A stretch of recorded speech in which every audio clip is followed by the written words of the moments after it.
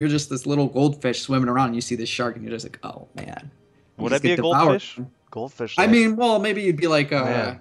like a dolphin. I don't know. Oh, that's way cooler than a goldfish. Yeah, I mean, like we picture noobs, like complete noobs being goldfish, right? They're like a guppy, and then Hmm. you're at least a dolphin. Like you can't take on a great white, but if you get a few of your dolphin friends, go up against great white, maybe you could take them down. You know, like a 2v1, 3v1 and smash. We got this, yeah. We got Dolphin life. this. But great Dolphin life. whites. That's like mango. Stay away. Yep. All Man, right, mango. Sick. we got a draft. So Kerrigan is going to be the first band coming out of Team Noob. They know that Tomb of the Spider Queen. This is actually just a good sign that they understand the map and the meta here for the map because of how powerful Kerrigan can be on this map in particular.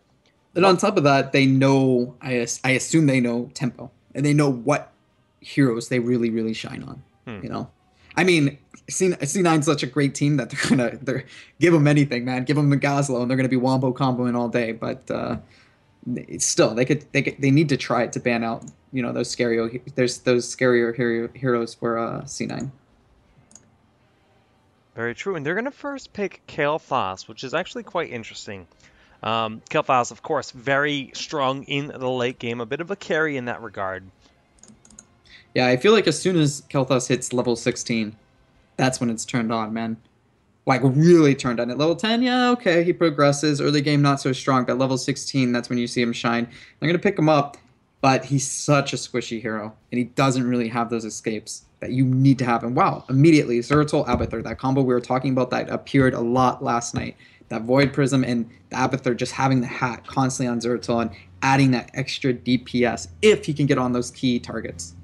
And we've started to see this really pan out in the ESL Major League playoffs this past week. Maelstrom did in fact get second place, but this is a strategy they lost to quite a bit. They really faced Vortex and Tempest Storm playing a lot of Zeratul Abathur, and to see them just kind of reactively pick it up very quickly, I'm excited to see them see this strategy in their hands. But Brightwing, first pick for Team Noob. Yeah, and Brightwing being a hero we saw banned out a lot and now being picked. I mean, compared to the last round we just casted, this feels more high level just from the band pick Yeah, phase. just from You the know, draft, it's like it's very well informed and like these are smart picks already.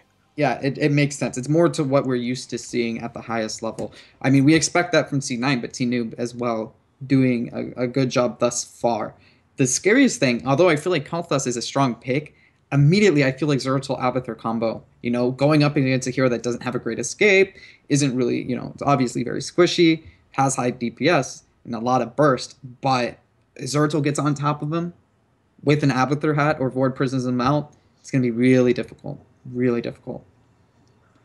Okay, so it's gonna be the Johanna band, getting rid of one of those big warriors. Does Team Noob remove someone like Muradin, also taking out a priority warrior because that's likely what Maelstrom is trying to set up here. Yeah, I. It's just really hard. Did you like the Tazadar pick here? I feel like they just want to really, really support this Kalthas and make sure he doesn't get blown up. Yeah, I think Tassadar is really smart, especially considering Tomb of the Spider Queen, because as safe as he is in terms of just like having the escapes, he also has Oracle to give you vision over those turn-in points, and that's a big name in the game. They have Brightwing, who has Scouting Drone, and Tassadar with Oracle, so much vision just to always have control on those turn-ins. Yeah, there's just a lot of fog of war, especially with those blue shaded walls that come up around the objective.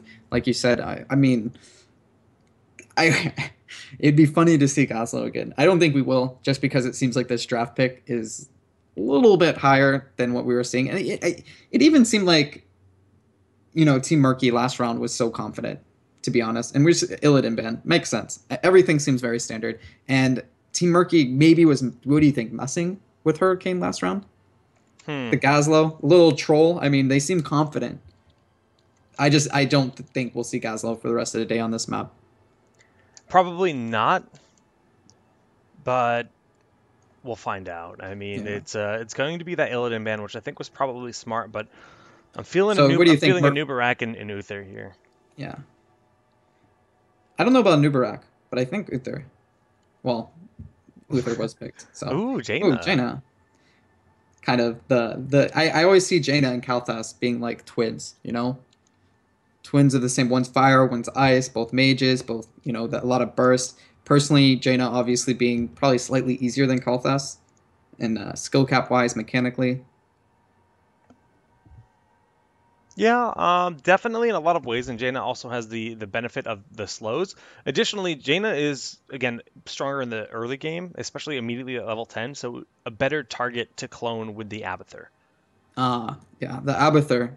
Yeah, that makes a lot of sense. And that Vala, once again, we're seeing a lot of Vala today. Yeah, it's not a big surprise. I mean, she's always been a very top level pick. Yeah, like consistently not swinging top. What do you expect for this last pick?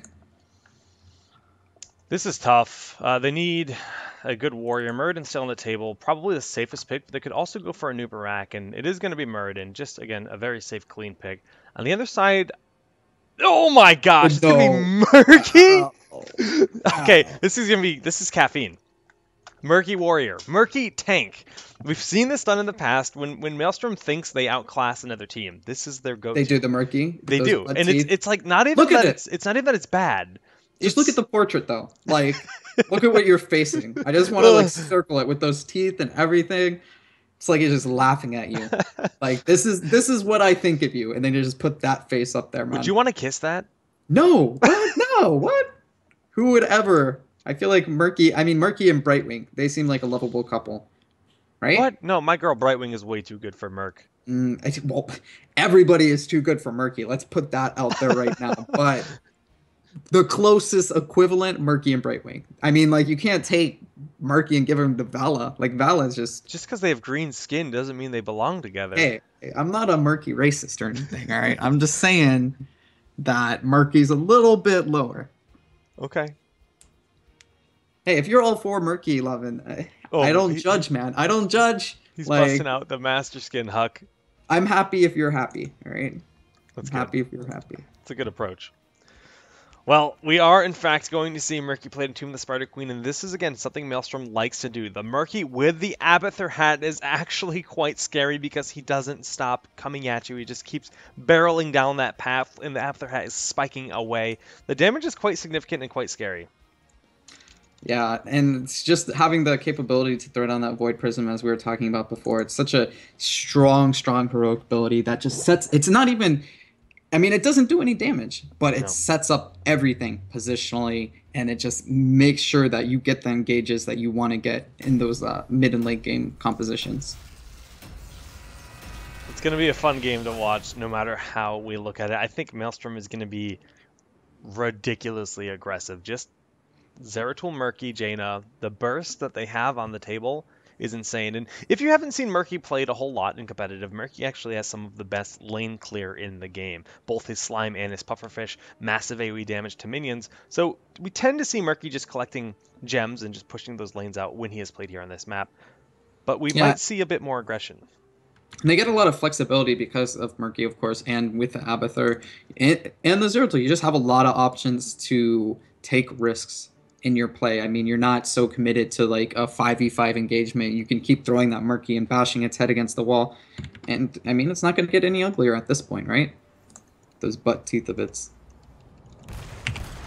All right, I'm just tweeting because I am excited about Murky. Oh my! I am excited is not the word I would use. I'm afraid for what may or may not happen soon. All right, well, let's quickly introduce the teams on the left side of the map. Well, Huck, I actually have to fix my overlay. That's going to be Team NEWB. And on the right side, that's Cloud9 Maelstrom. We are very familiar with Maelstrom in the competitive scene. But Team NEWB, they're here to prove themselves. Yeah, they're going to have to show us something very special today if they want to make that name for themselves. But this is where they need to do it. You know, if you beat a team like C9, especially with the ID Team NEWB, all of a sudden people are going to be like, what the hell happened there? You know, Yeah. That'll be the talk for the next week, month, whatever for Heroes. Because right now that's the team to beat. It's very true, and it's going to be tough, though, because they have a tall order to remove a team as strong as Cloud9 Maelstrom in a best-of-3. This is, in fact, single elimination, but they do have the vision. Scouting drone for Murky, and once again, Oracle, or Brightwing, and Oracle on Tassadar. Yeah, and it's already, we're going to see a lot of the rotations that we saw last map as far as going up to bottom, top to bottom, to see, you know, clearing lanes and then just trying to set up misnumbered matchups, you know, where it's 3v1, 4v1, or even 3v2. And I expect a lot of that tempo just to go automatically to C9. I mean, they're the aggressors here. They're the ones that have something to prove. And they're already starting to, like, put in 3 gems? Generally speaking, you don't even bother at this point. It's just it's so little, but they're just such a top-level team. They want to take, you know, they're playing at such a high efficiency rate. It's a combination of that, and it's really risky to keep a lot of gems on Murky. So King Caffeine will likely want to turn those in as often as possible just because he is so easily eliminated. Now, if you don't understand how Murky works, he actually places an egg down on the map, which you can see here in the middle lane. If he does, in fact, fall, he will respawn at the egg after 6 seconds. But this is a really good map to have, Murky, just because you're so protected and you're so close to those lanes. It isn't like there's a lot of walk distance, right? And he doesn't have to travel that far. And when you lose him, it's not so scary. You just, like you said, make sure that he's not holding a lot of gems. Zertal actually taking a good amount of damage here, but having 2 members so close, he knows he's not really in that much trouble. Yeah, Zeratul is going to be blinking around a lot, and they do have a Dunk Train on Uther. Lots of heals available for him. With that hero just applying a lot of damage constantly to Mooker, but Mooker is actually one of the better responses to Zeratul. He has Oracle, which we've mentioned multiple times, but it does reveal stealth heroes, and he's one of the best responses to a hero like Zeratul. Yeah, on top of that, having the shield to protect your other members, you always have that you know, invisible ability that you can automatically escape, basically a free escape. But I'm really loving Abathur right now, setting up these different like little tumors, making sure that they're constantly having vision and they're covering a lot of the checkpoints and objectives throughout the map. Wow, they're going to go for a very quick bruiser camp here. But with Jaina and with Zertal having that AoE and high DPS, they should be able to clean up pretty quickly. And that is, once again, the flexibility of Abathur with that hat, adding extra DPS to make sure you get it down in time. That's actually just cool, though. It's a very impressively early Merc camp, but like you mentioned, they do have that AoE. They have what it takes to get with that very early, and that's going to give them additional presence on the map, allowing them to turn in a lot of gems. They already have 25 in the bank, or sitting there ready to be turned in, 13 in the bank right now. And yeah, they're going to get a turn in rather early in this game at that rate. Yeah, and they're just setting up around these objectives, pushing lanes. They're still soaking really well. Just, you know, standard textbook, but oh wow, we actually missed the kill, but not unexpected, you know, at all. And it's not such a big deal. Kel'Thas, once again, being like really squishy. He's going to have some trouble maintaining lane presence this early on. I mean, that's just the threat that exists when Zeratul can just blink into your face, body block you a little bit with the Abathur hat, be able to sustain that damage, but really dish out quite a bit of damage. Yeah, but like even now, C9's not pulling super far ahead. We still have Vala bottom lane maintaining herself, still soaking 17 gems. And in general, Team NEWB staying on par. Look at the levels. Very, very close. And it's not really going to matter that much until we see a very big engagement. Yeah, and they're playing this exactly how they need to. Rather passively, they're just kind of waiting for the late game. They know their strength is when Kel'Thas does hit level 16, even 13. It starts to get a little bit more risky, or dangerous, not risky. But K1 Pro will go in here and get those final 4 gems turned in, and that will summon a Web Weavers on the side of Cloud9 Maelstrom. Yeah, Team NEWB's going to need to clean this up very quickly, but they have all the tools they need. They have the Storm from Tazadar, they have Kel'Thas with a big AoE damage. They can clear this. More than capable, but we do see the split push across the map. K1 Pro currently getting a lot of efficiency on this bottom lane. This tower will fall rather quickly, and the Web Weaver not going to have a whole lot of threat in its face in this bottom lane. That seems to be the priority for Cloud9 right now. Yeah, and they already took out the ammo from the towers on multiple lanes, just the small creeps pushing ahead, and that's going to give a lot of these queens to keep pushing a little bit harder. Just, iDream just moving right in, that damage. Oh my gosh. So much damage, just chunking him down. It was like half health and then dead in a matter of like half a second. Yeah, chunking him down, that was a can of Campbell's soup, and he got hit in the face with it. It did not feel good. No, not at all. He's going in for another spot here, going for the Brightwing. Switching to Ballad, wow. Yeah, that's Envenom goes out the protective shield from Brightwing, but not quite enough. Big Wiz is trying to escape the healing, just that self-heal. It's coming out, but it's not going to be enough. Rotating around, we will see the auto attack come out, and look at these 27 gems. They will all disappear after just a few seconds if they're not picked up by an ally. Yeah, and iDream busy just zoning out this Kel'Thas, making sure that they can get down this fort in time. And the fort running out of ammo, and Jaina just continuing to tee off on it. Yeah, I mean, without the ammunition, with that Locust, yes, more than safe to push that down. Eliminating that will push them very close to level 10, and that's going to net Cloud9 a rather strong advantage moving into the 5-minute, 6-minute mark of this game. Yeah, I mean, we saw a level 6 to 6. They were very close, but as soon as those queens came down, we see the experience from C9 coming into play here, as they take down a fort, take down a few kills, and all of a sudden they got a 2-level advantage. And on top of that, they're on level 10, and that means once again they can set up these void prisms, they can set up all these heroic abilities, and just win big engagement. iDream constantly sitting in the shadows, just waiting for anybody to separate themselves.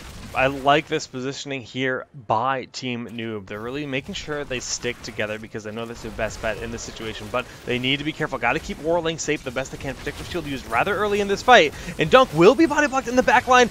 Will he fall? No! Level 10 with that Divine Shield, gonna be enough for him to stay alive, and it will be Follow that falls. And they pick off 2 members. Killjoy maybe gonna get it out. Misses his stun, and iDream's just gonna clean up here. Tazar is gonna be the only one that's really safe with the spell shield, with the invulnerability, and they're just going to clean up their Bruiser camp here, and they're in good position. King Caffeine just doing a little twirl, showing off a little bit, saying, you know what? We're C9, all right? Welcome to the big leagues. This is where you guys got to prove yourself, and we don't think you're ready. Oh, well, and they return the gesture and do kill him. Doesn't seem like iDream's in too much trouble. He tries to turn, but they're just dominating at this point. They have the room to troll a little bit, not too much, but well, I mean, just look at King Caffeine's build. He's running with Bubble Breeze that gives him just more mobility, a little bit more in your face, the additional movement speed with the Bubble Breeze, and then the bigger slime and the hindering slime. So every time he uses Q, it's quite damaging. And yes, he will fall time and time again, but his egg. But does it really matter that much? Yeah, it's murky. It's murky. And he's not going with Living the Dream, of course, where falling is, of course, a detriment, because it's kind of like a version of Gathering Power. Yeah, I just feel like it's such a bittersweet feeling to kill Murky at this point. Wow, they actually get to pick a member. The Void Prism there. They're trolling a little bit too hard, VPing Dunk Train, just to make sure the Dunk Train can't heal Jaina. This is hey, no, it's a beautiful play. You got to think like long term. He was cutting his losses, making sure Dunk Train was in. This is like the solo queue moves, you know. You don't want you keep pinging your member to retreat. He wants to go in. You're like, all right, Void Prison, and just to save him. Excellent play. Really high level stuff here by Cloud9. They will get the turn in for another set of Web Weavers. And Huck, someone really wants to talk to you. I know. Handling it, man. Handling it. It's I'm pretty sure it's Team NEWB. They want me to play for them. They're saying, you know what? It's not working out. We need you on Valaman. Come handle it. No, sorry, casting today. Handle it. All right, well, the top lane is being handled. That Web Weaver will fall rather quickly. iDream looking for someone that might be a bit out of position in the rotation. The double Murky, but one Octograb goes down. We see the double Pufferfish in their face, and although one Murky falls, the Divine Shield will be enough for iDream to escape. Yeah, pretty good fight, to be honest, from the handle yeah, Team NEWB. Good disengage. Everything with Kalthas ult as well as zoning C9 away from the fight. They have a much better chance at level 10. Yeah, they keep throwing Murky away, but it's not such a big deal. It's Murky, and then Zertul going to jump in here, iDream, doing a lot of damage to Vala. Vala not going down. It's, you know what, I feel like if they troll a little too much, they lose a big engage into, and then they might be in trouble. Because you got to think about it from this standpoint, right? They got 3 forts down. If all of a sudden Team NEWB had 3 of the same forts down, they would be in a very similar situation. Yeah, that was very close. Yeah, but you're right. They would be in a very similar situation. There has been, the Web Weavers cost less, or they cost more every time you turn them in. So right now it's beneficial in the sense that it only costs 50 for that first turn in, and there is 58 sitting in the pockets of Team NEWB. But can they get them in? That's the big question. Yep. They're gonna actually catch K1 Pro here. They should be able to clean up this kill. K1 Pro is gonna have to show a lot of jukes. Barry Sanders here throws down his ult. He's sprinting out. Oh, he is gonna get away. The jukes are real. King Caffeine in the front line will likely fall on Murky, but Killjoy, that's the one that's getting low. The Phoenix just absolutely wheeling away. Living Bomb and the Psystorm enough to remove Murky, but it's still a 1 just for Murky. Yeah, Murky for Murden, all worth. Just so much value of Valis wasting her ult, basically hitting not that much. can't believe K1 Pro, just the patience, moving towards the opposite player's base, moving towards those towers just to buy time for your team to follow up. And these lanes being so small and this map being so small, they had that time to come up. And luckily, we didn't see that VP from iDream to zone his own team, or K1 Pro would have been in a lot of trouble. Yes, Huck, you're making me laugh a little bit too much with these sick plays, and the opsing is quite jiggly, so apologies for the jiggle obs. But we do see that this bottom lane has been pushed out nicely, considering that Abathur's Locusts have been marching down time and time again. Yeah, and they need to sense this position on the Abathur, seeing how close these swarmlings are coming out. I mean, he's way out of position, and he needs to be checked. And they're going to set up a little gank here. Wow, and Kalthas already suspecting it, dropping down a stun, throwing down some AoE. Bicep's going to get blown up as well pretty soon, and the two Murkies are going to go down. But they wasted so much. But at least they fell together. Murkies will never forget their fallen brothers, and they will spawn again very soon. We do see iDream is going to be a little bit out of position, but he is stealthed up, mounting up. We do see Stormbolt connecting, but he does have Bolt or the Blink available. And he wants to lead them to the Murky Egg, it seems. If they keep chasing. Oh, nope. It'll be repositioned. They're going to try to stop the turn-in here. They have enough to drop the Queens, but can they get that turn-in? They do land a pretty good stun on Junk Train. Could they chunk him down in time? He's just got so much heal, and K1 Pro here to follow up. iDream falling in the back. They're just getting zoned so hard in that Jaina AoE. Man, the damage is there, and the VP is on point. And they're going to line him up here. Zeratul getting in with that Abathur hot. Kalthas dropping his ult, but there's just so much damage, especially with that Abathur, especially with the Jaina, and they're all clumped up. Just so much AoE damage going down. And Murky is just doing Murky things. Biceps will slap this middle keep after acing the enemy team. The damage is real from the slap. Look at it. Look how far it's falling. Look at that attack speed. Unbelievable. If you gave himself his hat with the increased attack speed, that would just be OP. I just hope Vala goes deep. Oh wow, Vala is going deep, trying to get that Abathur. But a big octo grab to buy time, and we do see Zeratul will peel her off. This is where we're smashing keyboards if I was in this. That's why they're calling me, man. That's why they're calling me. Oh my gosh. Just the dance, everything. Cloud9, they're styling. Yeah. 4-level lead right now. Man. The swag is on another level right now. What is it? What is the next level of swag? What is it called? I don't turned. I would say they're turned. They're turned up. Yeah, they're just too turned up, man. Okay. Remember that song Tipsy? Everybody in the club getting tipsy. I don't sing music. So. Oh, you don't sing music. Okay, that's one way to put it. Well, they're gonna try to do this bruiser can. King Caffeine gonna get right on their Kalthas ult, trying to zone, but they just walk right through it. They got so much HP and so much damage. Jaina. Oh! Gosh, the damage from K1 Pro just off the charts. And Mooker is trying his best, but look at those Envenoms coming out. Double Envenom. There is another one. That is going to be a lot of damage. I thought there were 3 Envenoms. There's only 1, so I'm not even sure what was making that sound. I think that's just the power of double Murky. Yeah. So much damage, so much Merc. Just adds to the next level. And it's, wow, kind of a bad heroic ult there, but it's not really at risk. Vault actually completely disengaged the Octo Grab. We saw that he started it, put it on a 10-second cooldown. So really clutch last-second Vault there from Vala. Nicely done. They're just going to try to get this forward. I mean, they can sacrifice the Murky, get a fort. It's always worth. And meanwhile, I mean, the egg's right there. They're just going to keep putting on the pressure until this game's over. And Team NEWB needs to find something. They need something at this point. They need to pick a member. They need to go deep into an engagement. And they need to get on top of this Jaina. You know, they need to be able to get down that Zeratul, and they need to get down this Jaina, because I feel like K1 Pro just so much damage this game. So much damage. It's tough. Yeah, they just need to find that right opportunity where they can actually get Murden on top of either Zeratul or Jaina with a little bit from the rest of their team and pick them off. That's their only chance to come back in this, but they're down 4 levels and a talent advantage, and that's going to make it very difficult to do. Murky's build is just going to make him pretty much impossible to eliminate. Yeah, and the Abathur and the Murky are just playing so far up. Their egg, their positioning.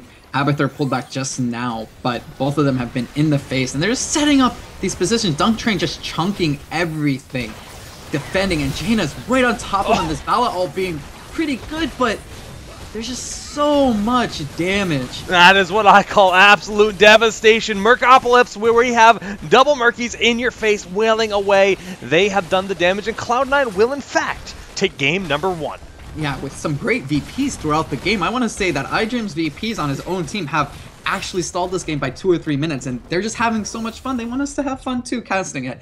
And he's definitely extended that time with those great VPs. That was rough. It was, well, I mean, Cloud9, they're number 2 in America, maybe number 3 in the world. They're a top-level team in Team NEWB. As far as I know, this is their first tournament. So I like that they had very good sense of drafting, specifically on this map. So they've done their homework. But mechanically, Cloud9 they have played hundreds and possibly thousands of games together. So the synergy that exists on their team is going to make this very difficult. Early game, they did good. They held it together. I think even if it was a top-level team against C9, they would have played it the same way.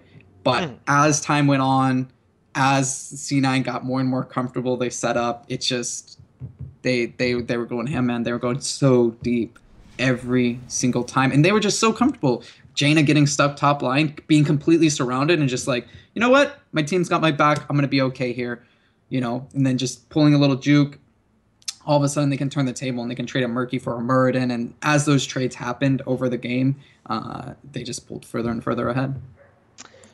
They certainly did. But all right, guys, we're going to throw to a really quick commercial break to get ready for the second map. We're going to figure out what map they're going to be playing on and get the lobby ready to roll. So stay with us. We'll be back in just a couple of minutes.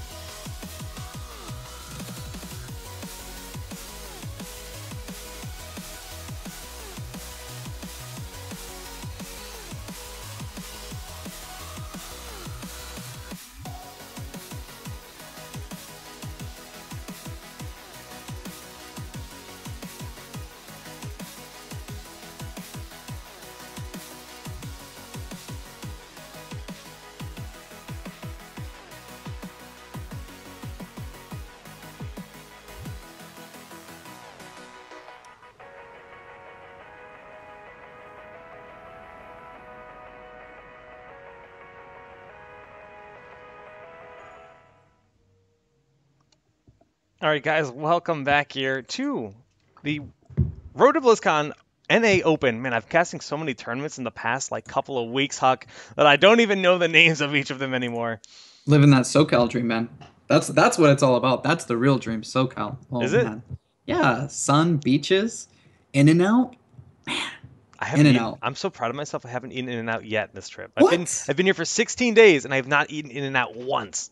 Why? Why would you? I mean, I know it's like not the most healthy thing, but I don't know, man. I need that animal style in my life. I I'm need all to be about it. less of an animal style creature.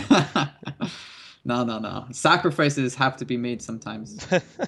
All right. Well, game one, we did in fact see that go the way of Maelstrom.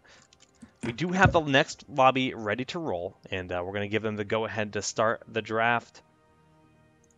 That'll start in just a moment. The map, Haunted Mines. Oh gosh.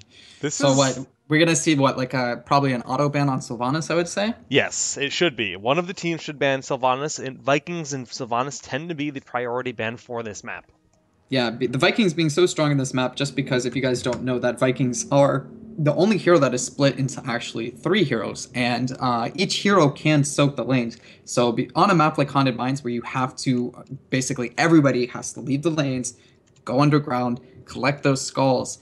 Vikings are one of the only heroes where you could actually split two members, keep them in lanes, soak the lanes the whole time, and still be a contributing person in the Haunted Mines. One of the main reasons that they are so strong on this map, and one of my favorite heroes, because at the same time controlling three different heroes basically, that's Yeah. a lot of work, and it's very difficult to keep track of all those three things, especially since they're so fragile and so weak. Very fun hero to play. Will they be banned out here? No, they're going to actually ban Zeratul. They really, that's a respect ban. The threat that Cloud9 provided in game number one with Zeratul was enough for them to say, get that out of here. Yeah, I mean those VPs were just too dangerous. They saw the VPs, they're like, you know what? I don't want to face that again. If they're gonna kill us, let them kill us sooner rather than later. Let's not let iDream drag this out. I want to see Lost Vikings. I would be very happy. I'm gonna be repping my T-shirt and everything. Please, please, Lost Vikings. But we shall see. Not sure if they want to even go through the difficulties of playing such a difficult hero. Yeah, we'll see. Now, Cloud9, they obviously showed us some interesting strategies in that last game. They could continue to go down that route, and I will go as far to say as I expect to see it. Very possible we will see heroes like Murky, Gazlo, Lily, the uncommon picks in this game. Well, I mean, dreams do come true. What would be ideal is they pick heroes like that and then they get stomped out one game. That would That be entertaining for me. it could happen, man. They're taking a while to actually think about this. I mean, they're letting a lot of the time to drain out, even the bonus time.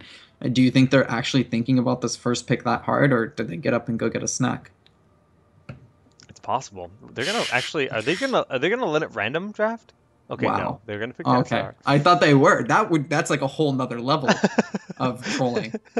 Just to let the time run out and be like, you know what? We're just gonna roll the dice here. Let it be. Okay, so Tassadar has been picked up the last few seconds, and it is now time for two picks on the side of Kaiser Team being New. he's a good pick, I feel, just because the vision and then the storm being on this map, especially the mines, being able to clear out those more important pockets. You know, that mid pocket and that mid left pocket under the mines, which we will highlight for you guys when we get into the map. Do they go double mage? They're gonna pick up Kael'thas. They could actually grab Jaina here and get those I, double mages together. It's a very powerful pair. I would like that pick, especially since we saw K1 Pro's Jaina last game dealing out so much damage. But they're going to go for the Johanna, a very respectable pick. And Johanna was actually banned in the second phase of that last game, so Maelstrom actually did remove that hero. Maybe they're very comfortable with it, and there's a lot of synergy when you have the Condemn on Johanna paired with the Living Bombs and just Flame Strike of Kael'thas. Very cool pair. Yeah, I completely agree. And Johanna just being like a regular pick, you know, ever since she came out, basically. Being very durable, having a lot of stun potential, and having a lot of playmaking potential if she can get in that back line. But we are going to see C9 pick up that Jaina, and probably going to once again go to K1 Pro, wouldn't you think? Yeah, certainly. Especially, oh gosh, with Kerrigan in the mix too. Yeah. The pull in, that combo that exists on Kerrigan, she can literally pull in your entire team if she hits all of them with Primal Grasp. And then you have Psystorm, Blizzard, and Cone of Cold for damage, AoE damage at that. Oh, Yeah, that's and if scary.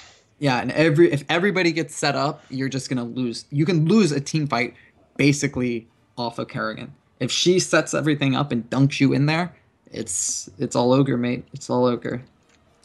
But what would you? I mean, Team Noob, they gotta pick something that can either pick off or disengage, or something to combat these already high DPS C9 Yeah, they picks. they need without Sylvanas there, it's going to be tough. Now we do see they are going to ban Uther. Now it's going to be another ban coming out of Cloud9. They could prioritize Brightwing because Brightwing is a good response to this style with Kerrigan.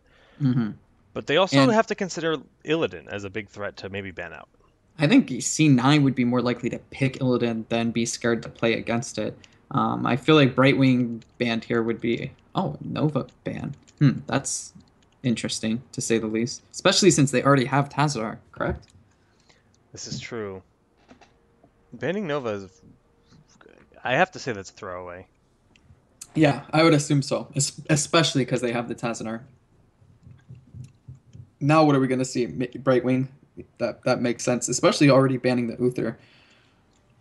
Do you think C9 has to commit to a healer here, maybe like a Rhaegar, or do you think they might just troll out a little bit and continue just having the Tassadar support and go for a lot of damage? This is I mean, we don't know. It's C9 and they're yeah. feeling feisty. We'll say feisty. I think Rhaegar is a guaranteed. They could do Mouth. Mouth actually works very well with this with the Root. Root in general is very good on this map and just that control. But there is the single cleanse, and Johanna has the self cleanse on the side of Team Noob. Yeah, hard to say, especially since C9's not. They don't feel threatened. They haven't had the fear beaten into them like they did last night. So they feel Oh, like they feel like they can show off a little bit. And we're this, gonna see Tyrande. Wow. yeah, Tyrande is of course one of the used to be a mainstay, used to be a big staple, right? She has Lunar Flare, which is a AoE stun, Yeah. also blending into this Kerrigan pick, and that's a very common pair. And she also has an ability called Hunter's Mark, which is just a single target amplification. It's a debuff, which makes But it it's a so. lot of amplification. Yeah, A 25% lot. additional damage received. It's crazy how fast you fall. And Sergeant Hammer, Wow. no real support, double half support without a warrior. This is I'm aggression.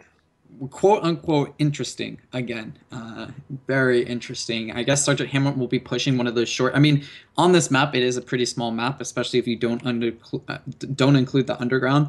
And you could push very easily with that Sergeant Hammer, especially early game, and the way that the lanes are split. Because especially on this map, it's split 4-1, and we're gonna go with the Osmodon for what, dunking. We're gonna see a lot of dunking this game. I I don't know. I feel like C9's composition, the Kerrigan, the Tyrande, and the Jaina, they just have a lot of potential to make plays. Yeah, they And do. they're all playmakers. But Every single member on this team is a big playmaker. I have to really compliment Team Noob for picking up Asmodee. Asmodee has the highest health pool in the game. They also have Johanna very hard to take down, and Brightwing has the pulse healing. If they can keep those two healers or the two damage in the back line alive with those two big bodies in the front, this could work out very well for them. Yeah, that's going to be the key. They like it seems like that's been the story of today thus far, at least, is who is dictating the pace of the game and who is engaging on like if you're the engager and you're setting it up, you're going to win the majority of the fights thus far. And we haven't really seen a team that's able to combat that style. So I don't know. It's going to be tough. It's going to be really tough for Team Nuke. But if they are able to do that, if they're able to solidify their front line and have that damage in the back, teeing off constantly, they have a shot. Yeah, But they certainly do. it's going to be tough. They're gonna have to play their best game for sure. And we're gonna see how this Sergeant Hammer comes into play. That's the biggest question mark. Will it be worth? We haven't seen Sergeant Hammer in a long time, and I think Kubi's probably very happy back at home right now, thinking about this Hammer play because every single one of these heroes, if we look at the draft once more, they all have some form of AoE, and that's kind of the theme of this. Even Concussive Blast, yes, technically that's AoE, but it's more about the Napalm Strike at 20. And we could even see an Owl build, a Hedwig build, if you will, out of Tyrande. Yeah, I feel like ever since we saw that legendary GIF on the subreddit of Heroes, where she got what, 5 pentakill, I want to say, just off of the owl on Blackheart Bay. I mean, it's a personal favorite of mine. I used to play Tyrande all the time just for that. It's a high damage dealing build and it's fun. You know, Yeah. nothing's more fun than shooting that 3-pointer from half court. Oh, that feels so And good. Tyrande wants to do that, then she's going to do that, and we're going to see what probably a 4-1 split, I would say. Maybe not from C9. We're going to find out real quick, Huck. If I should actually look at the game, I would realize where the teams were, and they are on the wrong side right now. So let me correct that rather quickly. But yes, generally it is a 4-1 split on the map. And that is likely what we will end up seeing. Tassadar the best for solo laning. He's very hard to eliminate, and he has a lot of lane clear. Up in the top, we will see 4 members moving to the top lane for Team Noob. Yeah, and it's a very standard setup thus far. Vala being in the bottom, I feel like Vala's going to struggle a lot more with staying alive compared to Tezzar. Tezzar just having so much ability to stay alive. Vala having the vault and almost the vault only, and on top of that, having this Sergeant Hammer that's going to be able to zone very well. And she got the cloak at level 1, just sitting here lying in wait. If Vala walks past, we should see a concussive blast. Oh, looking to potentially do that, using that thruster, but no, it was a little bit too early by Idrian. We see a big rotation moving to the top lane. Yeah, I feel like C9's they're just going to start going ham here. And we're going to see this Kerrigan setup get 3 members, 2 stun. Tyrande falls up immediately. Man, that is the power of Kerrigan Tyrande. You saw the Hunter's Mark go down with that Lunar Flare, hitting 2 targets, and yes, we did have Kael'thas fall very early, forcing back the rest of the team. Lunar Flare once again connecting. The Primal Grasp will connect on all 3! This Kerrigan Tyrande combo is just going to be brutal. Brutal. And they like you said, they've been playing so long together. They just have so much synergy, and you know, I was actually off the first minute, just flawless setup. I played with Cloud9 quite a bit live in LAN at the Red Bull headquarters just last week, and just the communication that they have on the team, the way they respond, it's like so casual and fluid. They're just so used to it. It's really nice, but we do see the damage there is also quite nice. Taking them all down, every hero on the side of Maelstrom has that area of effect damage. The setup of this map, just having 4 people in one lane and then having the combination stuns that land AoE style, it's going to be really difficult. The Team Noob doing their best to battle here, just trying to get some damage down. But if you look at the health bars, mines are open. All of a sudden, Team Noob's already at like half health on some of the heroes, and looks like C9's pretty healthy. Bicep's just using this mine to troll a little bit. He's going to pop out and try to set something up here. Ooh, misses. Yeah. Misses. We're going to have to see a lot more misses like that if they want to come back. Killjoy already at, what, 30% HP, and the mines are open, and they're just setting up. Sergeant Hammer, Tyrande dropping the stun. Kerrigan following up in the back lines. This battle is going to go down real quick, and all of a sudden, 3-man stun. Just wow, it's just kind of devastation there. King Captain getting quite a little bit, has a dimensional warp to stay alive. We do see the Sentinel goes out. It will connect, of course, that Lunar Flare, and not going to be ready with the Hedwig. Mooker going to be on the hearth back out, but the mines have started to be cleared by Sergeant Hammer and Jaina. Yeah, and if you guys don't know, the most important camps are the one that is Jaina is at now, and there's a left one as well that drops the majority of the skulls from these small pockets. And then on top of that, you just want to clear out the mines, get as many skulls as you can, and that will attribute to your golem that comes out. And in the case that you can clear the whole mines, or the majority of it compared to your opponents, your golem is going to be so much stronger and pushing so much faster, have so much more HP. It's just, this is why I don't like this map, because this one objective dictates so much of how the game is played out. And it seems like Team Noob just has to kind of give up the mines, because they cannot contest it at this point. And C9's going to come back and set this up. Kerrigan in the back line, trying to get some stuns down. Team Noob spreading out, trying to set up, making sure they don't get 4-member stun. But Tyrande immediately getting an Osmodon and just... Yeah, the Lunar Flare, he's such a big target too. It's so easy to land it on a hero like that. The damage significant. And yeah, they took down this wall, which is a nice win considering their golem will push down it, but they've collected 0 skulls right now, Huck. 70-0 have been collected, and we do see Hammer getting quite low. The heals coming up from both Tyrande and the self-heal of Hammer, but it's not going to be enough. Yeah, and Duck's Train just so on point with Tyrande. Sergeant Hammer was in trouble, but his team just always very comfortable, and they're going to kind of bait out these mines. They don't need to go down and finish it. Ooh, the Lunar Flare will connect with 2 targets. We do see the Blizzard just raining down, eliminating both of them, and it is really tough. We're already 10-0 on the kill count. Yeah, and it doesn't seem like it's going to slow down at all. They're just constantly re-engaging. It's the cooldowns even between Tyrande and Azmodan going down again. Wow. They need to figure out some way to change the game, because at this moment, the Kerrigan-Tyrande combo is just not going to stop. No, it has they no might plans actually to get... stop, but the Primal Grasp pulling once again. The Lunar Flare is true, eliminating Kael'thas. Again, we can even just look at these sets. Kael'thas has been such a target. 3 takedowns on his side. He has fallen, and we have seen Azmodan also fall 3 times. Brightwing, they need to hit level 7 to be on an even talent tier, but Cloud9, they're going to propel towards 10 very quickly. Yeah, it's already 12-0, and it's just...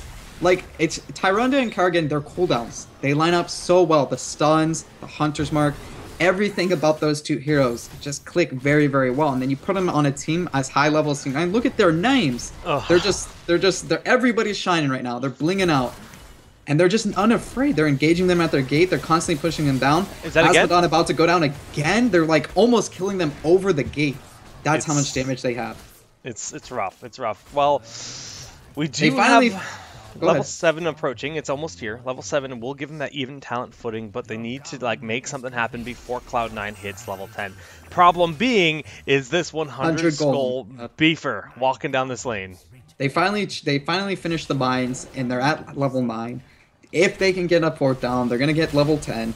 And then from there, they can take a big engagement. If they can take it away from the fort, look at the other golem, so small. But small at least like the wall's me. down for him, small like Huck. Well, this golem that's in control, and Cloud9 has control of this match right now, wailing down this bottom lane. Yeah, the Jeff in the bottom lane, man, he's going crazy. We're just gonna name this golem Jeff. Yeah, in control, Jeff Robinson, just killing this well. And the whole team just constantly laying out damage. Tyrande dropping her ult 10 before the fort even goes down. Kerrigan setting up on this Azmodan again. The Fatty's about to drop. Huck. Sergeant Hammer in the back line. We see Ring of Frost. Wow. Blunt Force Gun and Force Wall. Wow. 3 very... I wish we saw... Oh my goodness! The PFG removing Kael'thas. Wow. LOL coming from Bella. They know it's over, man. This has been over than going to your favorite corner store. 7-11 is the score at the top of the map. Yep. Level-wise, it's too much. It's too much. C9 really shining out here. Why they are the strongest team on paper. Are you not entertained, right, Stunk Train? He thinks this is Gladiator. I like this party bush. We see all these mines sitting here. If they decide to walk through here, they're trying to bait. Yes, then it's going to happen. They step into the mines, blow him up so quickly. Warlink trying to combo them down. Dunk Train quite low. It's a trap, says Vala. They realize what happened, and the Lunar Flare will connect an Asmo, but Dunk gets hit with the gravity lift. Yes. Nicely done. That's a big kill. Tyrande goes down. Rip. And that was it. Their flawless victory is over. Yeah, they 19-1. GG, Cloud9, you tried. But Warlink with that pull-in Killjoy is going to fall rather quickly. Yep. Just really, really rough. I mean, this Johanna's trying to get in there, but other than just being a target and trying to stun some members, going to have a hard time. Biceps getting kind of low, but they just don't have the extra damage to follow up. And now all of a sudden they're left with Brightwing and Johanna trying to clean up against a Tazzer that's constantly throwing down shields, constantly throwing a force wall going down. Johanna's stuck outside of the gate for a few seconds, but not able to get it quite there. A long distance owl, and the BFG almost picking him off as well. Yeah, that would have been sick, but not quite the case. Well, with almost 13 on the table for Cloud9, they might actually have a 2-tier advantage, 13-9, not something we see all that often, and that's going to net them a huge advantage. But if they do manage to get their heroics before the next phase in the mines, they'll be in a much better spot. Yeah, I would have to agree. It's they just need to continue to pick off. They got that one Tyrande pick. If they can get a few more, they might have a chance. Maybe. I mean, we don't see Dunk Train's name shining too much anymore. Johanna gonna go on here. Osmodon throwing down some dunks. They're waiting for Kerrigan. Oh, that is a big pull in. The Lunar Flare only connect Johanna, but the Force Wall is there. The Ring of Frost damage just absolutely pulling them in half. And look at Biceps. He has no fear. Even the Owl, Hedwig, is here to play. Yeah, just jumping in 3v1, knowing his team's right behind him. He's not overextending, he's not doing anything. And Osmodon, the only one left, and still getting chunked down long distance from this Jaina. There's just so much damage. Sergeant Hammer waiting in the flank just in case with that Mind Trap again. It's just, this is rough, and it's 13-10. There's no one. Oh, I guess they're respawning now. So if I do walk into this bush, iDream is like, well, this is my new game. I'm just going to wait here. Dave, will you come say hi to me? Oh! Dave again. He knows, he knows. He's expecting it, but the mine's just chunking away at him. And we do see the other mines are currently being invaded. Yeah, and they're immediately prioritizing these two bigger camps already with the skulls. Sergeant Hammer buying time even. They know they need to get into the mines. They need to win a fight, but already Dunk Train waiting, Biceps waiting, K1 Pro waiting. They throw down the Force Wall, keep them in the mines. Vela throws down her heroic ability, Rain of Vengeance. They kind of disengaged. They have some room here now. Yeah, they kept Killfoss alive. That's a big deal. But can they get on top of anybody? Biceps really getting the backlines. Tyrande in melee range of Johanna, but they just can't get the damage down. And I wish Killfoss had the Phoenix right now, because it doesn't seem like it has time to cast Pyroblast, but that will once again be a complete wipe on the side of Cloud9 Maelstrom. Oh. I mean, they had a good and disengage there. They had opportunity, they had room, but 14-10, you're already down, you're going into the mines, they're already pre-set up, they're spread out. Even if you disengage, it's going to be really rough. And once again, we're going to see a very big Jeff in control Robinson Golem going to C9. Yep. And a small Huck one. Jeffrey will wake I believe in the Huck soon. Golem, all right? Like, he's got opportunity. He can do it. He's got potential. Oh. No, not really. No, you don't think so? You don't believe in Huck? Not in this game. Not in this game. And it looks like it's even going to be 100 Skull again. This might be all she wrote. It's going to be really hard for Team Noob to hold here. It's definitely going to be a challenge now. Already we have seen that wall has been taken down in the bottom lane. Just have Biceps and iDream trying to buy time, keeping them out of the mines. But Asmonet's power is going up slowly but surely with 58 bonus damage on the Globe of Annihilation. He needs to really tee off here. I mean, they're trying to push the lane. The Golem's going to spawn behind them. I think they want to get down the gate and kind of delay the heroes.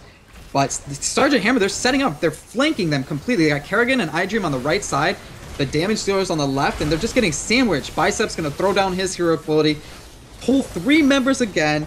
Tyrande teeing off, lands everything, force walled in. Johanna's completely stuck. Sergeant Hammer's been sieged for the last 4 seconds, constantly throwing down damage, and it's just a full wipe again. Yeah, and that 100 Skull Golem, Jeffrey, has been left uncontested. He's at the gym right now. Yeah, dude, he's benching, he's squatting, he's got his biceps, he's doing his curls, and he's just punching right now, all over.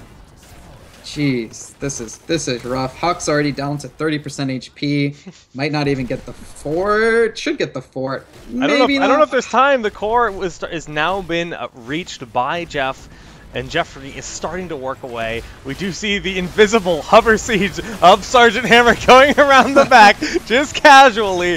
Gonna concussive blast and buy some time. We saw the force wall there. 2 members are down. It will be Dave falling, and it looks like they're actually gonna be able to wipe the team. BFG did not hit Killjoy, and he will survive. Osmodon makes it out to tell the tale. He needs to go tell his people not to mess with C9 anymore. And we're gonna get the GG. Top fort didn't even go down. 100 golems smacking away. Osmodon does get cleaned up. Never got to tell the tale to his kids. C9 moves on 2-0. Supremely confident in their play. That is a 41-1 game victory. Dunk Train, of course, the least valuable player, having